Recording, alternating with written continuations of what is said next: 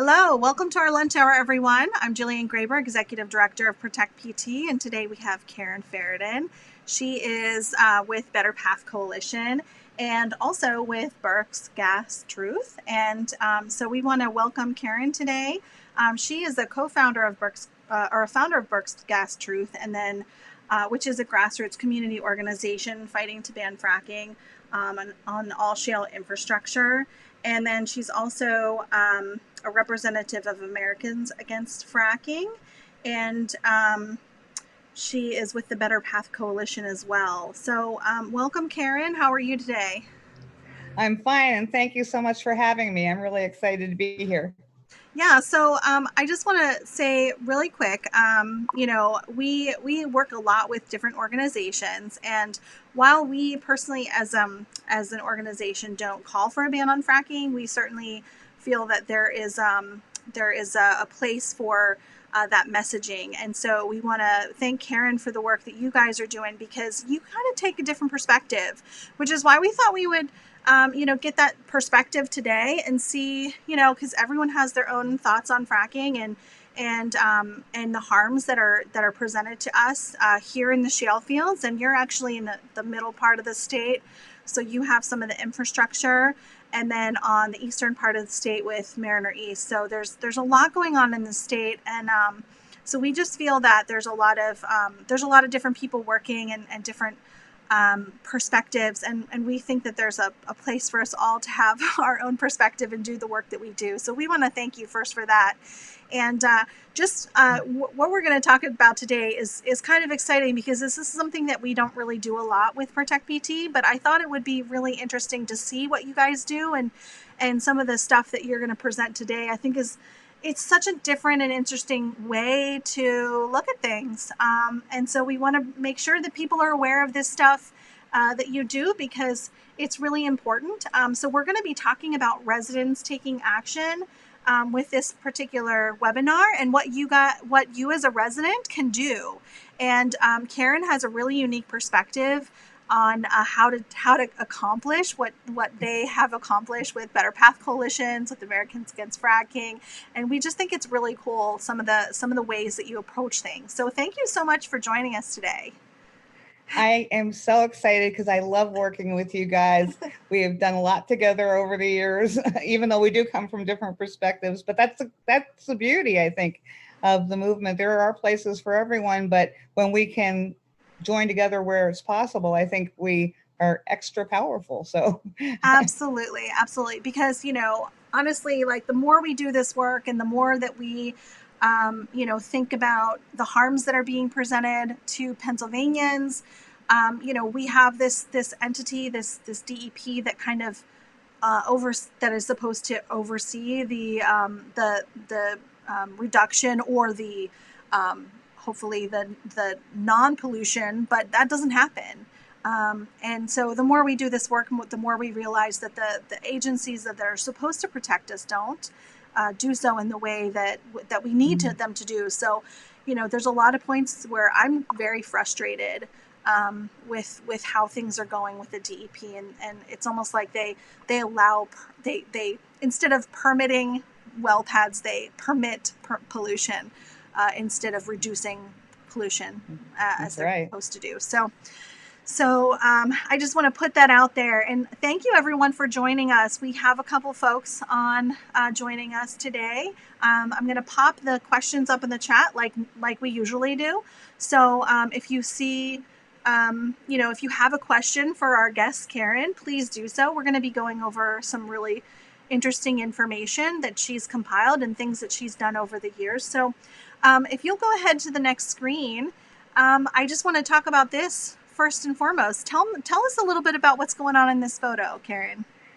This is a photo of our kickoff rally on April 13th, 2018. We came together as a group of groups, a coalition that formed when we were having a different conversation amongst a number of us who were working on pipeline fights in our part of the state, because there are several. And the idea came up about doing some kind of an action in Harrisburg as a group of pipeline fighters. That hadn't really happened before. It turns out that a lot of pipeline fights tend to be kind of isolated.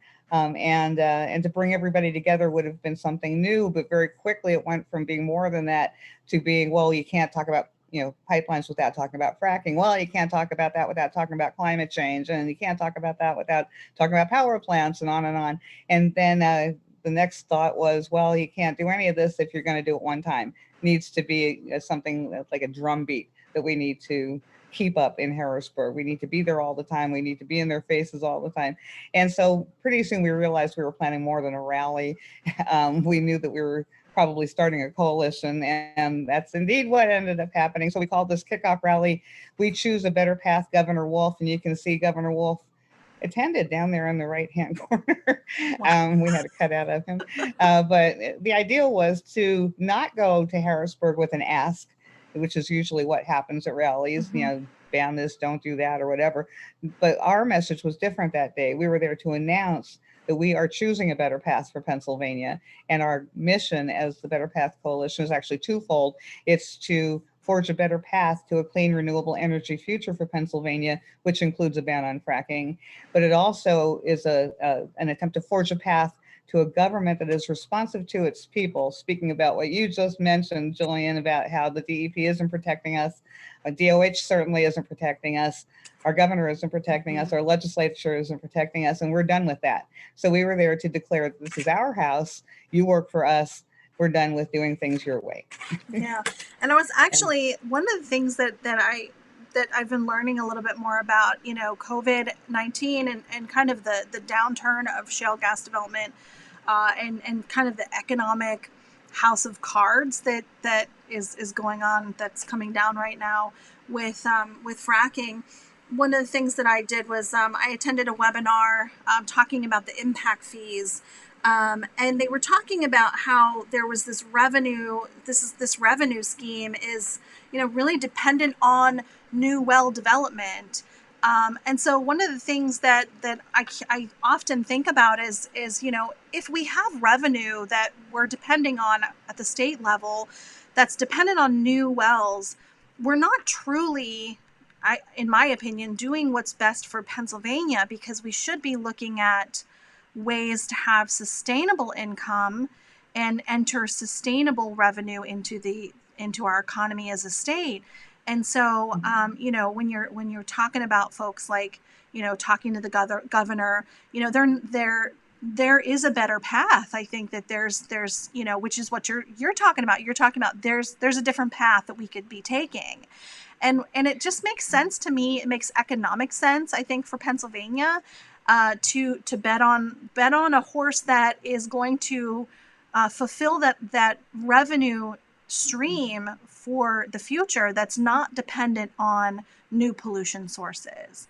And so I thought that was interesting. Do you have anything to say about that? I have reams of things I've written about exactly this. It drives me insane. It's not just the impact fee, it's the severance tax. And, the state, the way I describe it, as with respect to fracking anyhow, that there's basically one difference between Republicans and Democrats on fracking, and that is that Republicans want to give away our natural resources, our health, our safety, our future, and Democrats want to sell those things. Severance tax is the price of admission to come in and do whatever you want to do to this state. And it is not something that can be done on a temporary basis until we ban fracking. It's the replacement. It's an either or in Pennsylvania, because the more you're dependent on that revenue stream, like you're saying, the more we're going to have to keep fracking. And the best representation of that coming out of the government, because it's always been included as part of Governor Wolf's budgets, and prior to that, Governor Rendell, who really started the conversation. But ever since Wolf ran for office, he's been talking about the severance tax, and it's always been in the budget until this past year when he created Restore Pennsylvania, which is, again, the best demonstration of what we've been saying, because if you look at how that's structured, it's a $4.5 billion spending program to pay for infrastructure improvements, although it does include subsidies from the industry. So some of the money they would be taking from the industry and the severance tax to fund this thing would be going right back to the industry. But in order to pay off the debt service to the bonds that would be used up front to pay for the plan, it would take 20 years of fracking. And that's exactly what we've been saying. This is not something we're doing for 5 more years to get as much money as we can from the industry and then we stop. No, it is the alternative to stopping. And that's why I since day one, when I started 10 years ago, I've been opposed to the severance tax. Yeah. So, when we're talking about something like an impact fee, the impact fee, I guess the point of it is to to pay for impacts that have happened You'd think. to municipalities, right? That's the point of it. That's why it's called the impact fee. But if I had a question, and this was from this gentleman that was speaking, was a revenue analyst from the State Independent Fiscal Office. So this was a state official or a state representative that deals specifically with this subject. I believe the webinar is actually available online. It was with Washington and Jefferson College, and they did a whole series on COVID-19 and the economic downturn of shale gas. And it was really, really interesting. They don't take a pro or against stance. So it was a really wonderful series that they had put on. So if anybody has an interest, you can go to their website and check that out. But one of the things that I questioned was, has anyone analyzed, because I figured that this was this guy's job, to analyze the financial impact on municipalities from fracking, the actual impact, road work that they have to do because of the trucks, impact to the quality of life that the residents are experiencing.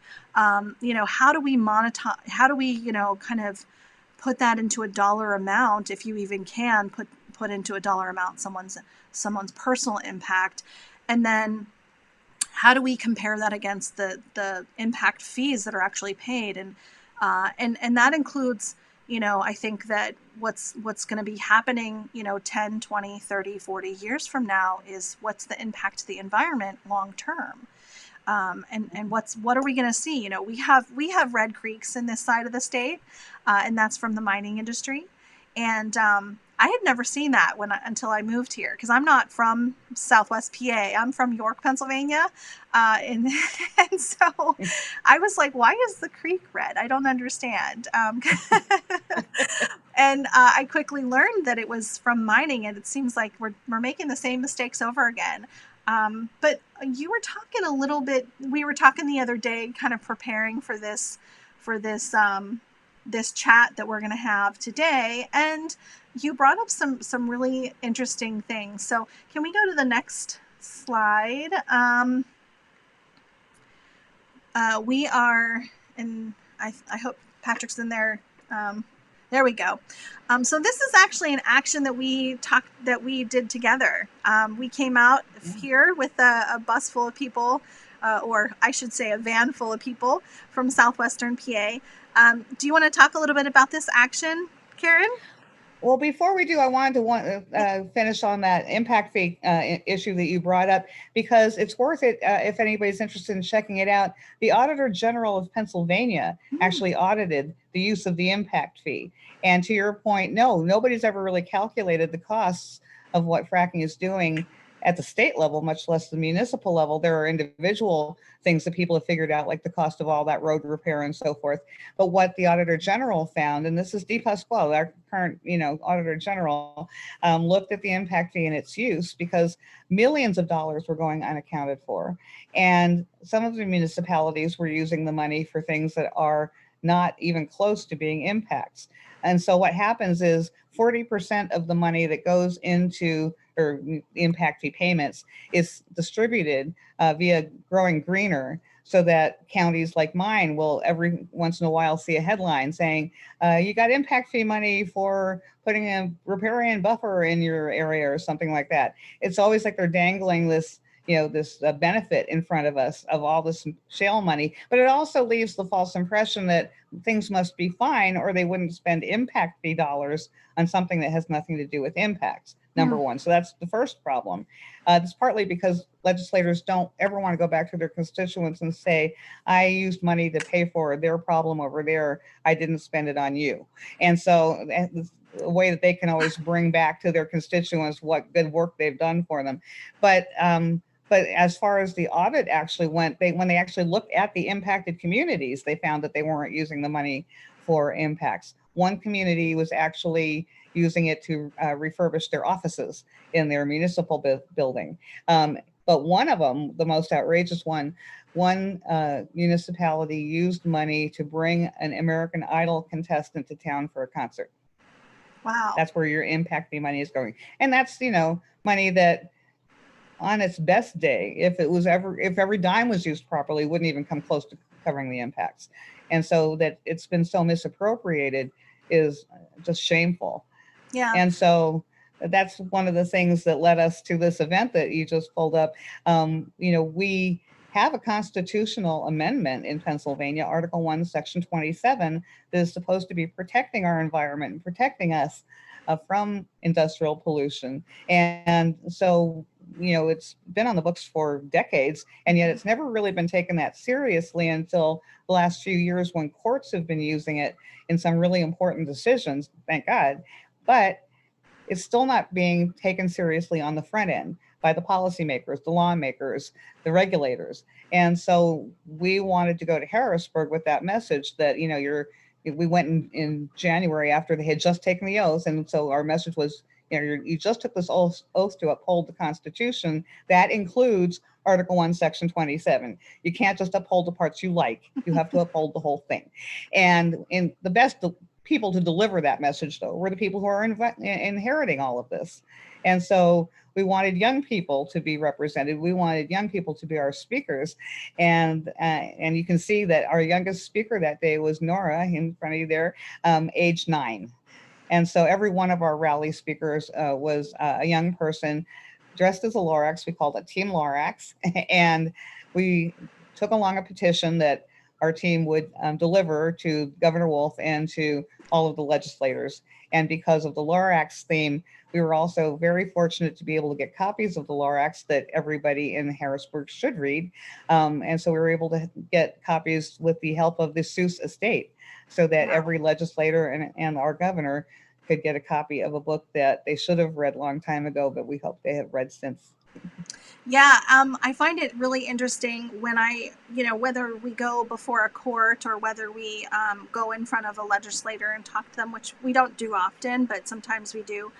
It was especially astounding, and we talked about this a couple weeks ago when we had Maya Van Rossum on from the Delaware Riverkeeper Network, that I was really shocked when I heard a judge say, wait a minute, do you mean we have a right, an environmental amendment that says we have a right to clean air and pure water?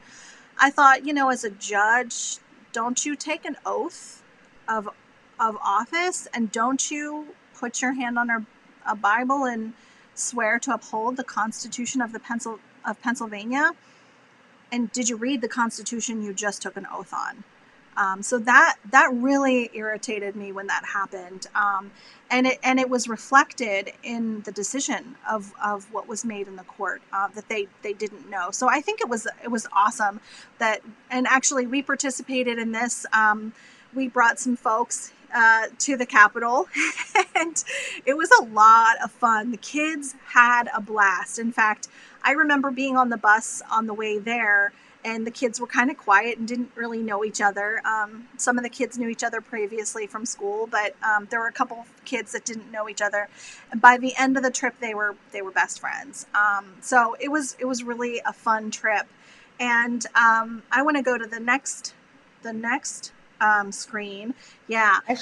I should say, as we're looking at these slides, these shots were taken by Maya, who you just mentioned, Maya Van Rossum, the Delaware Riverkeeper, when the young people were able to get into Wolf's office, and we can talk about how much effort that took. But Maya was the one adult allowed in, one parent, and so she made sure she got in there and got lots of great photos of Aiden and the others with Governor Wolf. Yeah, I was kind of shocked when that happened. So let's kind of talk about that a minute, because I think it's interesting for people to note. So First of all, this is my son shaking hands with the governor, Aiden, and he wanted to speak with Nora down in the Capitol Rotunda. That's what we did first. We went to the rotunda and the kids spoke, and he really wanted to speak, but he hadn't signed up ahead of time, so he didn't get a chance to do that. And he was really sad about that because he had something to say. And so by the time we got up the stairs, he was really upset. And then the kids expected to be able to see the governor and hand them the petition.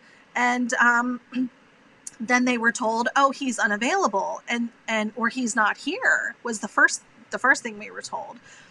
And then the kids were like, well, wait a minute, we saw him go up the stairs behind us, so he is here. And then they said, oh, well, he's not available. So I remember Aiden saying, well, maybe he doesn't want to hear what we have to say. So, and that's not okay with me. And by then he was really mad. And I was kind of mad for him, because one of the representatives of Wolf came out and said, you didn't make an appointment, you didn't go through the proper channels, we didn't have this on the schedule. And one of the things that I kind of thought about is, we've been here before. We've been here with the kids before. We did the proper thing. We did the proper channels. We set up the meeting. It was actually with the gentleman that came out. And, nothing has changed from the year ago that we had been there until now. And so for the people that are living this every day, and for the, especially the kids, for the people that are here in the shale fields every day, this is a daily reality that we have to live with. And that's not something that I think the governor and the other people that are in the industry that are in Harrisburg really understand, that we're the ones that have to deal with the impacts. We're the ones that have to deal with the new permits, the new, out of the blue, now your house is going to have a well pad next to it. We're the ones that have to deal with that. And when you're talking about like the pipeline, there's a lot of stuff going on across the state with the Mariner East pipeline. And there are people that are being impacted every day, especially, they've been doing a lot of work on that and, digging it back up because there's been a lot of damage with that. And so I think that kids are frustrated, adults are frustrated. And when he came and talked to the governor, he actually said, stop making excuses. And I think that that's a really interesting thing.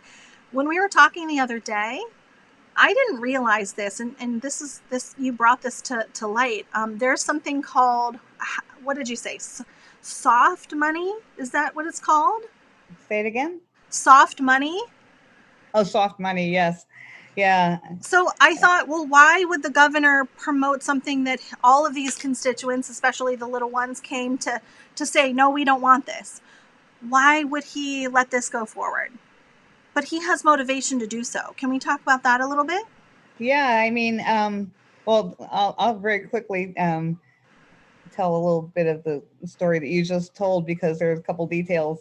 It was a couple of us who had taken up the rear from leaving the rotunda, who saw a wolf at the bottom of the steps.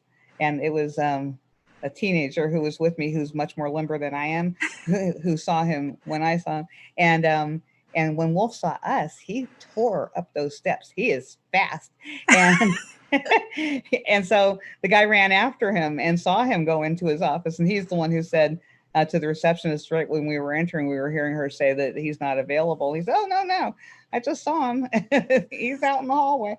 So anyhow, it was Aiden who said, I don't think he wants to hear us, and this is something we don't want, is how he put it. And honestly, it was a couple minutes later, they were in the office. So I think it had everything to do with what finally persuaded them to back down. And like you said, if we had asked by the proper channels, we wouldn't have gotten a meeting. Mm-hmm. We have asked many times for meetings, and we don't even hear back from them. So that's a lie, and we have to recognize that that's a lie. So, one of the problems is the amount of corporate influence in our government.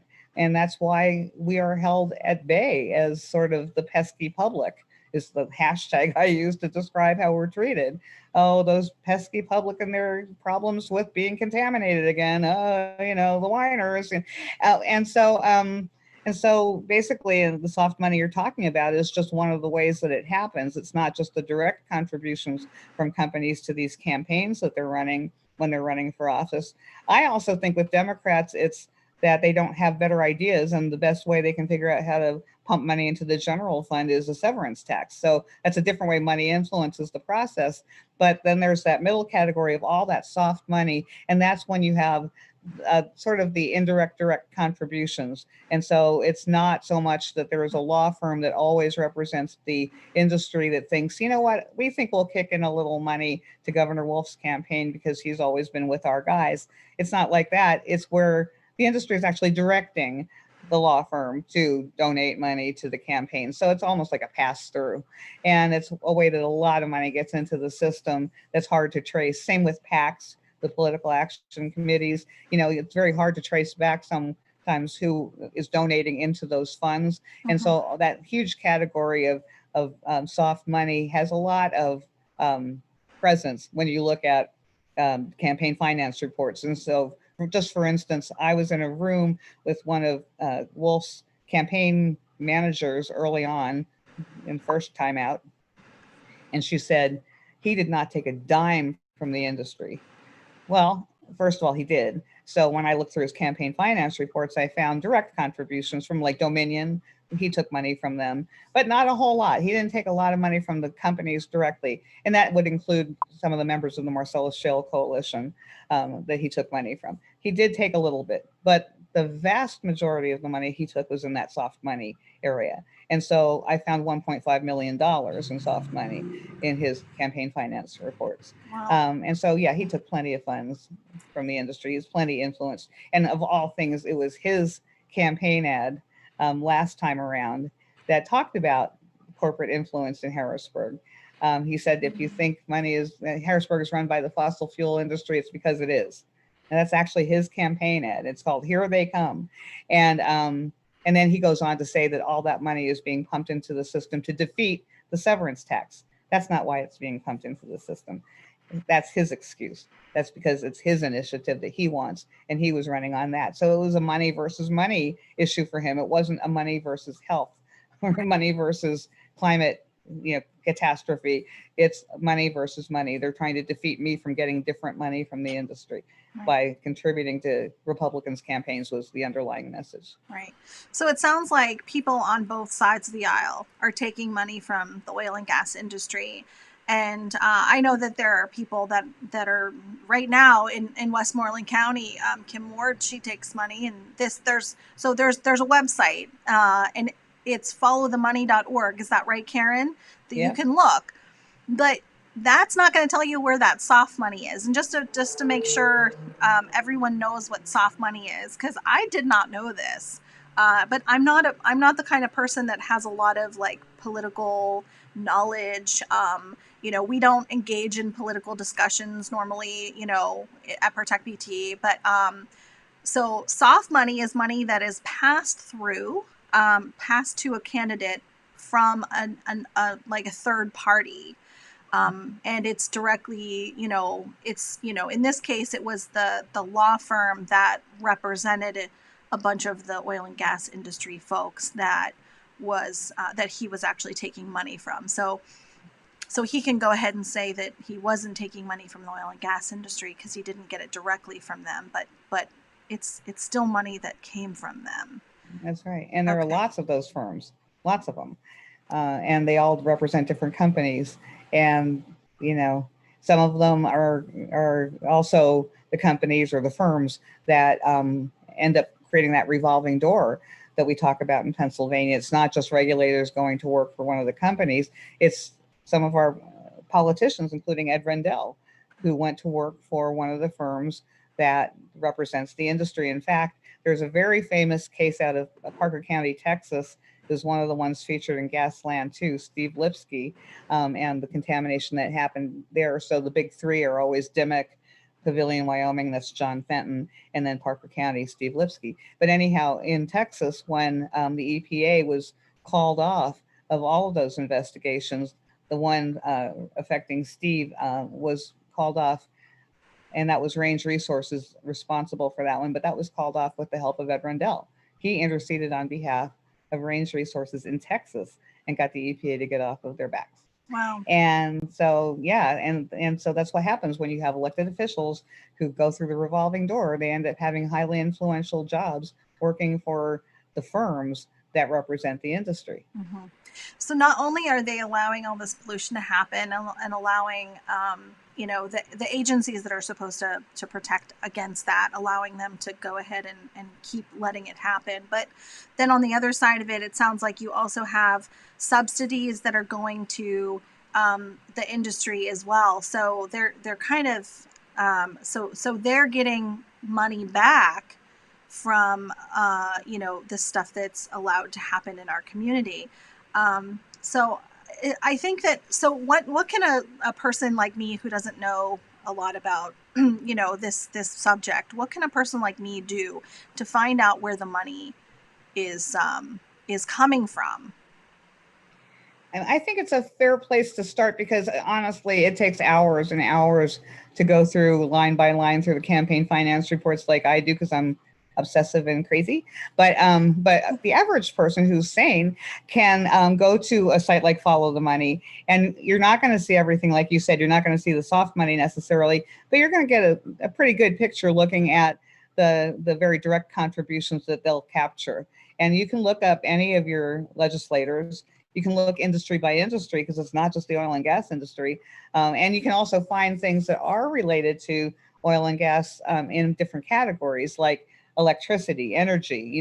If they're taking money from power plant companies, it might not show up under oil and gas, but it'll show up under energy. So, you can poke around and look for things that are related to the issues that concern you and see where all that money is flowing from and who it's flowing to. And it's staggering. I mean, I think Pennsylvania, just on the figures that Wolf cites, I think it was something like $60 million flowed into the system, into different campaign, coffers to basically write the rules of how things get done in Pennsylvania. Mm-hmm. Yeah.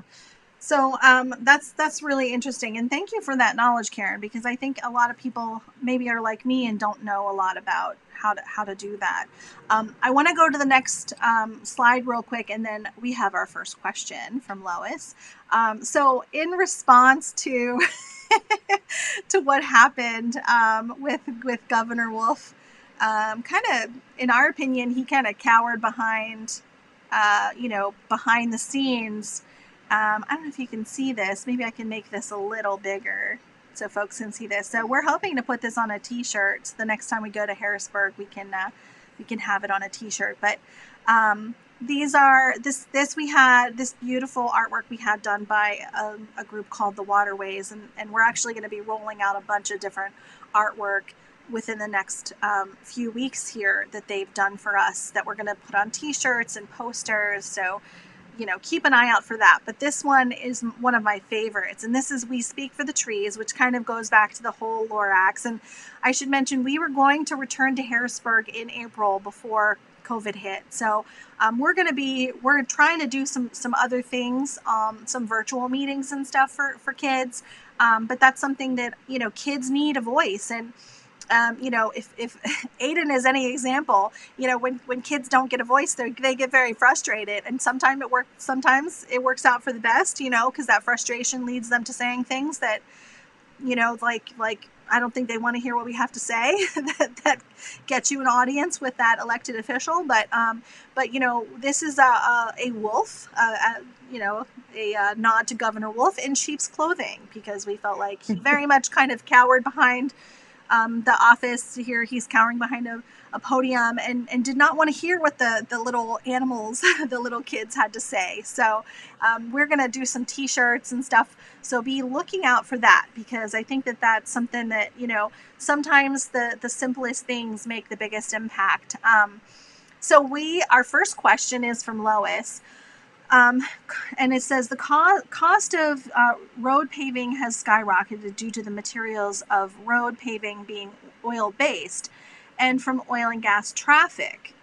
Can we demand PennDOT break down the cost of to pave the state roads on municipalities. So, Karen, do you have anything to talk about with that or any I, response?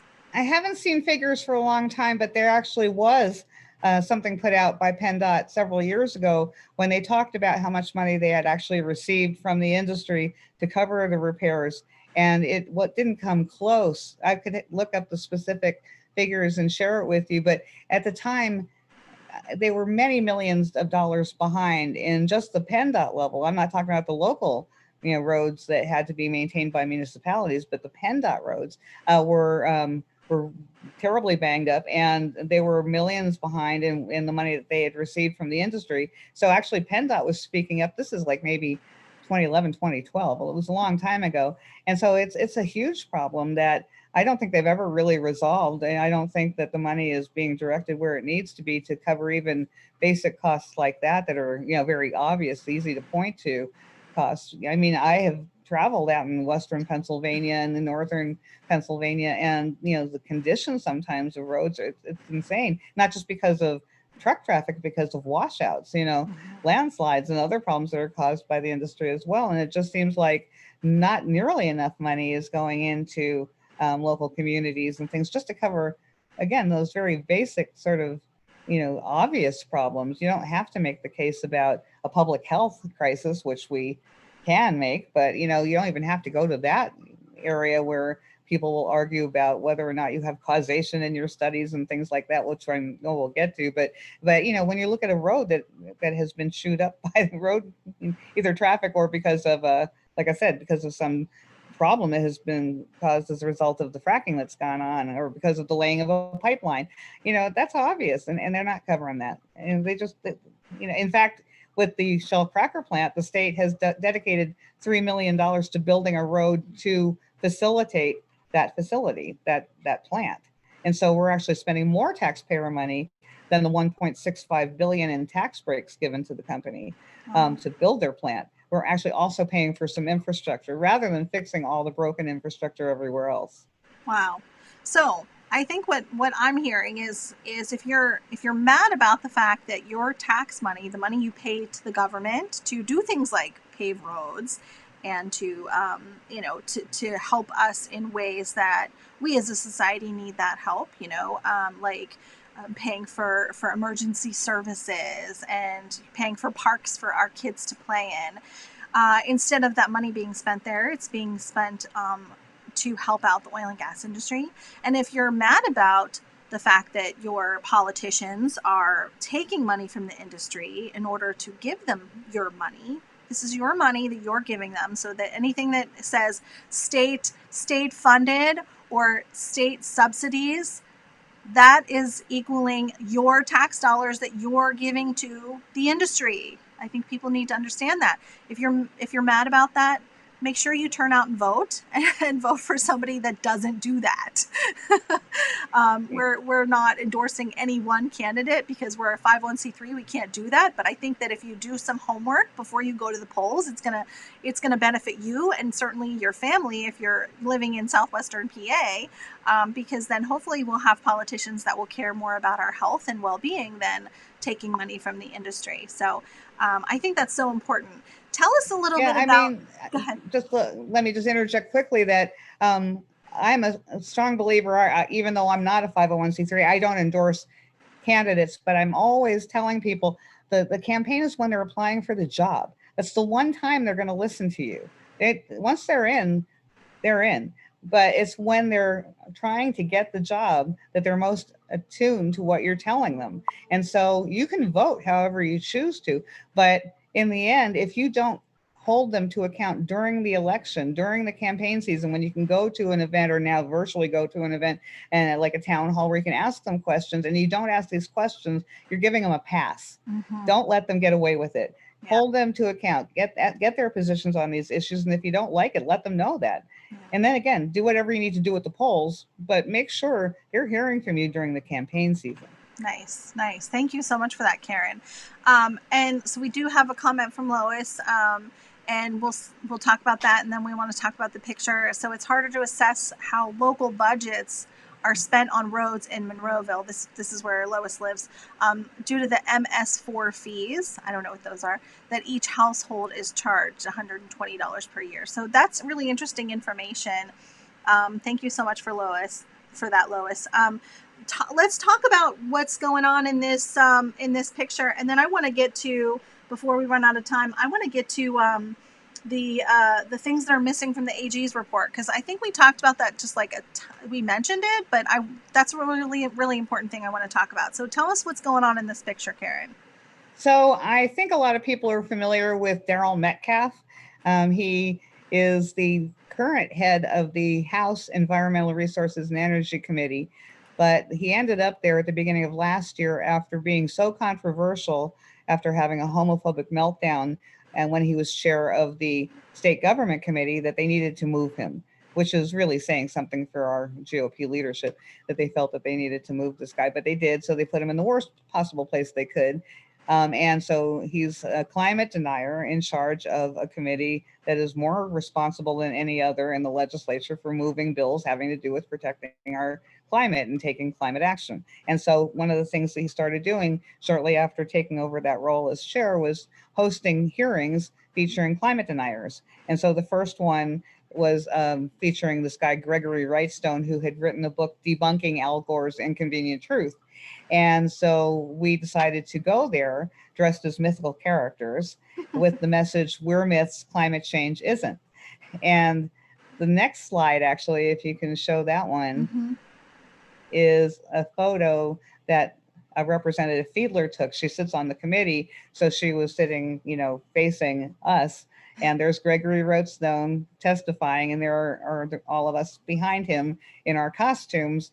And that picture actually got picked up a lot in the media, which was our point. We wanted to make the point to take the spotlight away from the crazy and put it on us and show that it is crazy. And so that picture actually made it into The Guardian in England. It had a lot of coverage, and we were successful in stealing their thunder, essentially, and pointing it out, showing it for what it is.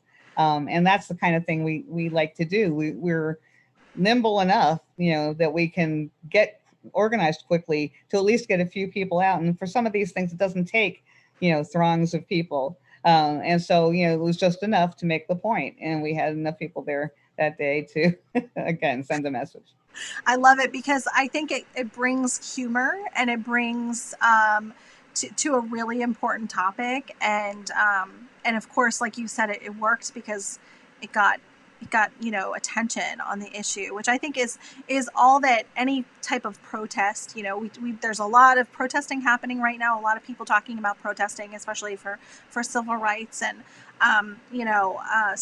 so this has been a topic that I've been listening to a lot on the news, and stuff that's happening around the country with protests and how you peacefully protest. But I think this is a great way to peacefully protest. This is like, you don't even have to say a word, and your message gets across. So I think it's so creative that I want to kind of plant that seed for other people that may want to think of something really creative like this that they can do in their own community to get the point across and to have a message. I just think it's so cool and creative. So I just want to take my hat off to you and the guys, the folks in this photo, because I think it's really, really neat that you do that. And if you go to the next screen, I think this is kind of what we were talking about earlier, that, yeah. You see Michael Pollock from March on Harrisburg, who joined us. One of the things I love about our coalition is that we have members like March on Harrisburg. We're on the coordinating committee of the Poor People's Campaign. And so we're going outside of the traditional bounds of the environmental community to partner with other people who are working on exactly the same issues that we're working on. So March on Harrisburg works for a gift ban, but the thing that they're holding, that one image, is from that video I told you about that Governor Wolf used as campaign.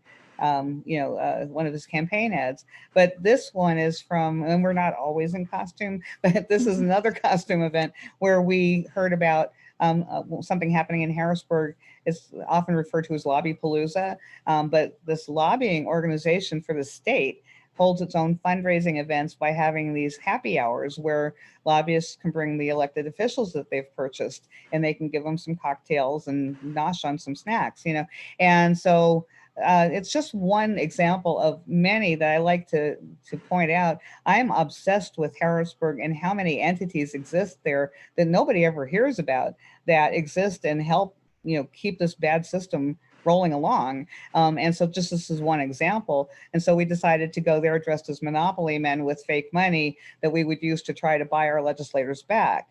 And we were so successful that they actually couldn't have their event. Nobody wanted to go in, except one woman was pretty bold. She was happy to have taken their money. But otherwise, it was kind of a failure for them because nobody wanted to get near this. They didn't want their pictures taken walking into the place with us there. So wow, that's amazing. That's so cool. So let's talk a little bit about what is missing from the AG's report, because so for everyone that's watching, and I'm sure many of you have seen that the Attorney General, Josh Shapiro, has put out a report about some of the impacts to Pennsylvanians. And, I just want to mention that the impacts that are mentioned in the reports are things that we at Protect PT and other people that advocate for the rights of the people in Pennsylvania, especially in Southwest PA, have been talking about for a long time. These are things that we have known for a really long time. We've been doing the work for 5 years, but there are people that are in your coalition that have been doing it for twice as long, if not longer. When the shale gas industry came to our town and our neck of the woods. But what is missing from the AG's report? Can we talk about that a little bit? Yeah, I mean, I really wonder, and actually we have a meeting tomorrow. A Better Path is meeting with a representative of the AG's office to talk about exactly that, because for all of the great information that the grand jury put together in its really powerful report, it wasn't just the charges being brought up against the individual companies, but that big 230 odd page report that they put out calling out our government for failing us. That was really, really important. And so at the same time, when I read through that report, I see things missing. Like, I don't know, I think a lot of people in this movement are aware of the compendium that's put out by Concerned Health Professionals of New York and Physicians for Social Responsibility. That is sort of the exhaustive, or close to it anyway, because they're always updating it. But it's the volume to look at if you want to see all of the peer-reviewed research and all the big investigative reports and government reports on fracking. And there was a lot of emphasis given to nosebleeds, and they mentioned skin rashes and some of those health impacts. I really wonder if they got a copy of the compendium to see exactly how many health impacts we're talking about. And I thought it was a little disappointing, honestly, when Shapiro made his announcement about that report, and he kind of, hit his climax when he said, and a little girl's nosebleed ruined her princess blanket. And like that's horrible. And these nosebleeds are not to be taken lightly, but we're talking about kids with cancer in southwestern Pennsylvania. We're talking about cardiac conditions, low birth weight, things that will dog those kids for the rest of their lives. Premature babies being born near flaring, a disproportionate number of those being Hispanic babies. Just if you look at all the peer-reviewed research out there, we're talking about a public health crisis, and I didn't get that from the report. And I think they give a pass, honestly, to the Wolf administration and to Secretary Levine and even to the DEP, who they were more critical of.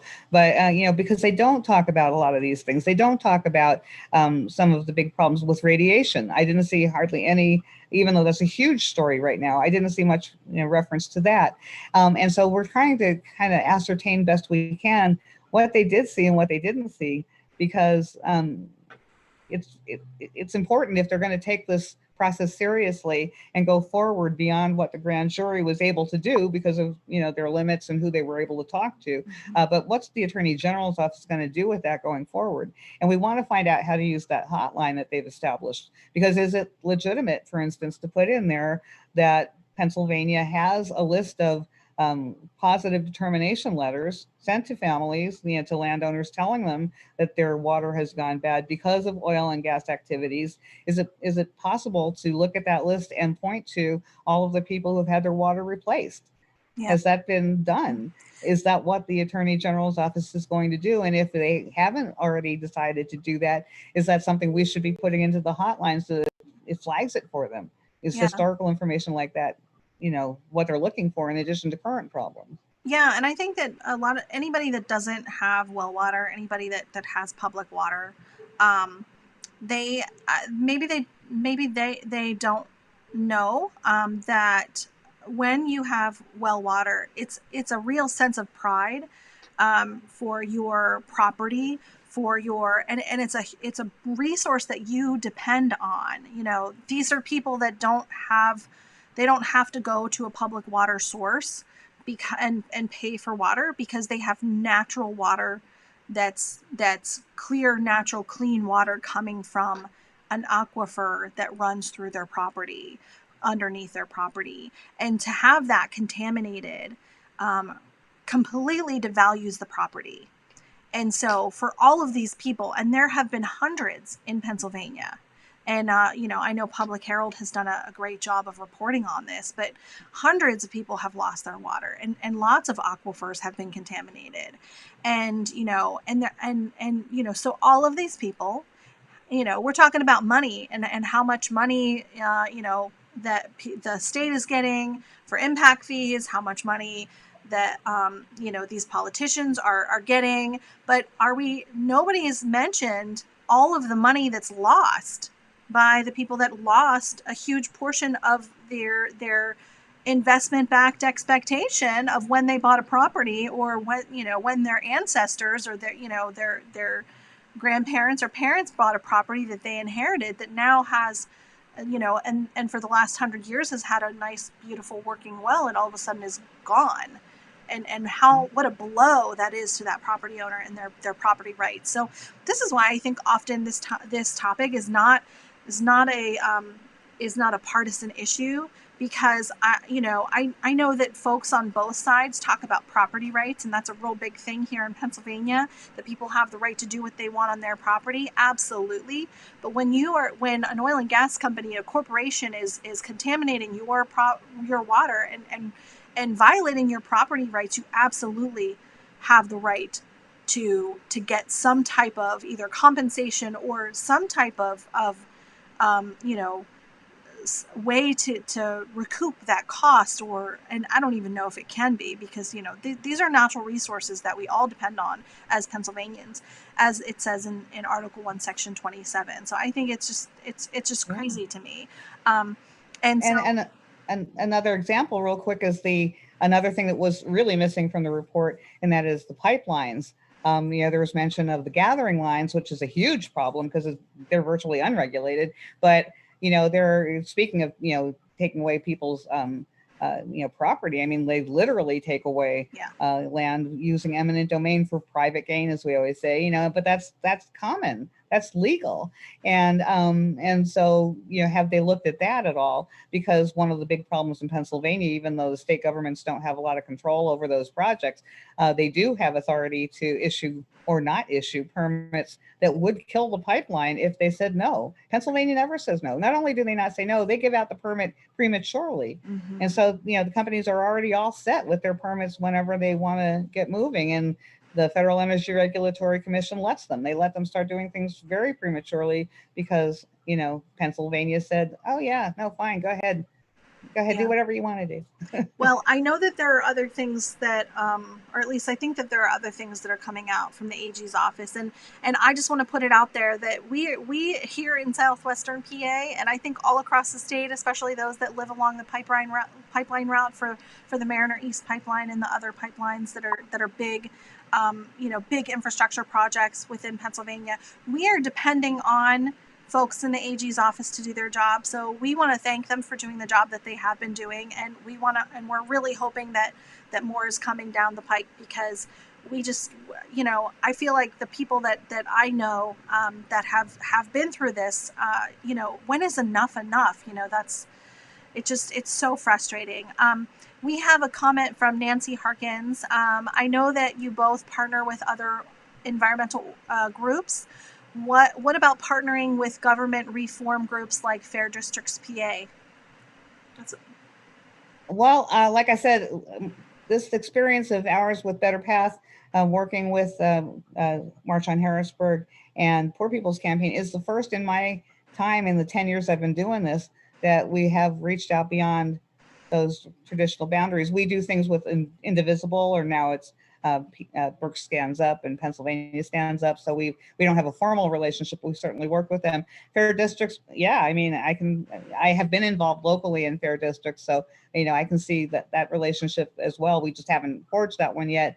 Some of the other groups like Power that work, we in the faith community. I mean, there's just so many connections we all need to be making, frankly, because as Naomi Klein said, climate change changes everything. mm-hmm. And the way that you fight climate change is with system change. And so it's really important for us to be the ones showing all those intersections and where all those issues are aligned. And like, I'll give a real quick example because I know we're coming up on the hour, but immigration, one of the detention centers in Texas is in the fracking area, so that the kids who are in that detention center with their parents, immigrants who are trying to seek refuge in this country, they're detained there and they are breathing in the toxic air because of where they are literally held captive.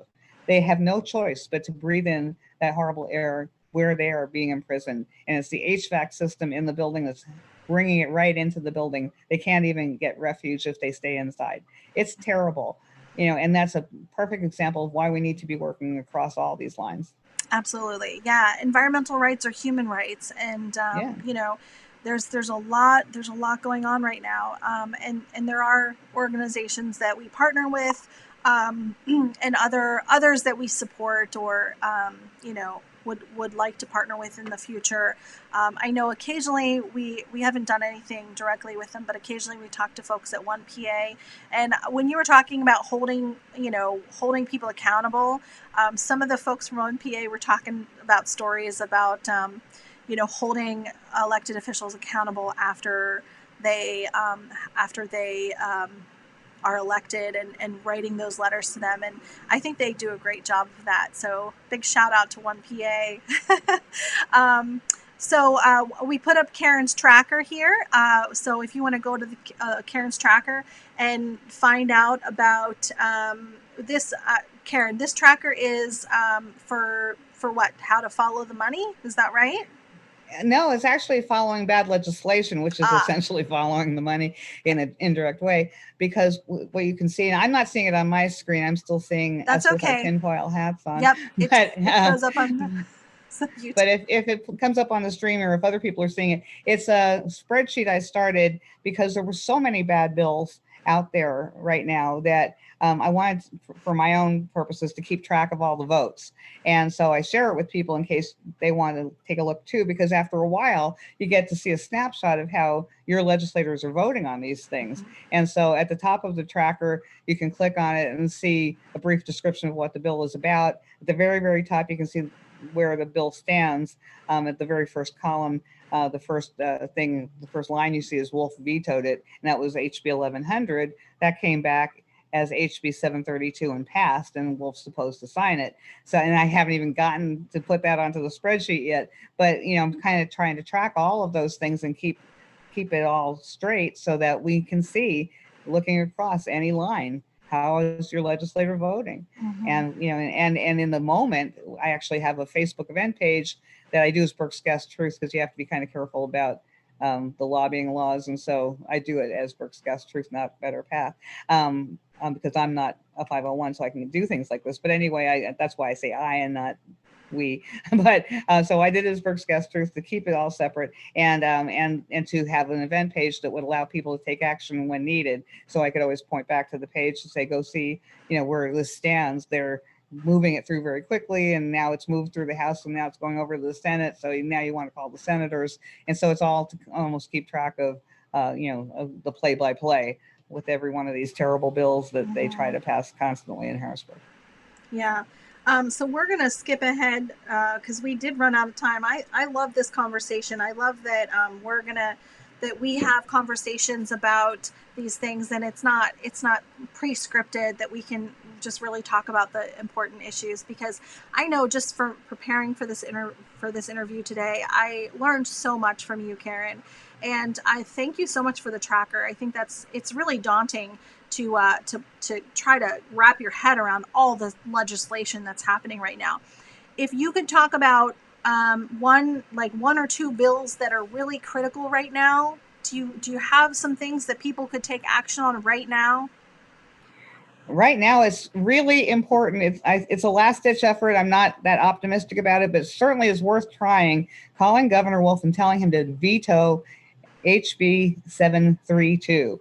It's the thing that replaced HB 1100, which is the one that subsidizes the industry to build not just petrochemical plants, like more cracker plants like the Shell cracker plant, but it also would incentivize or give subsidies to companies looking to build other facilities like the new Freedom plant in northeastern Pennsylvania, where they want to liquefy natural gas and ship it overseas or to other ports through Gibbstown, New Jersey. And so all of the subsidy money, it's all money that is being deprived of Pennsylvanians right now during a pandemic, when we could use every bit of revenue we can get into the state.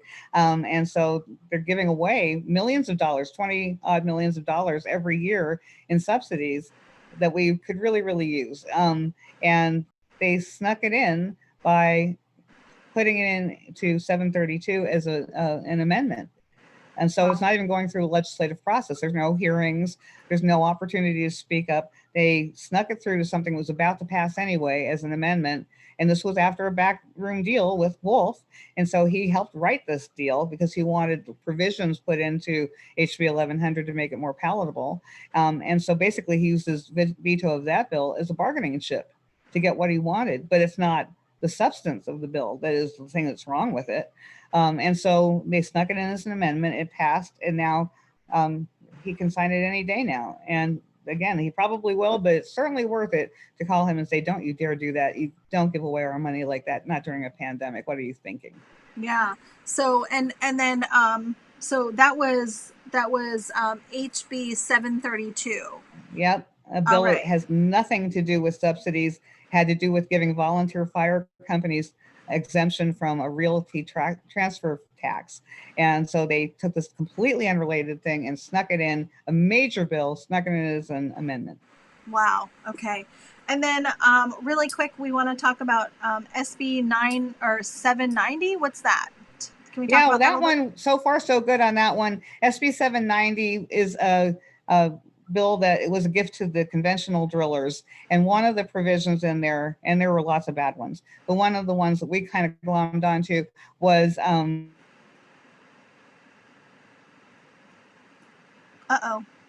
on unpaved roads. A year ago, the industry wailed so badly about it that they actually brought it back.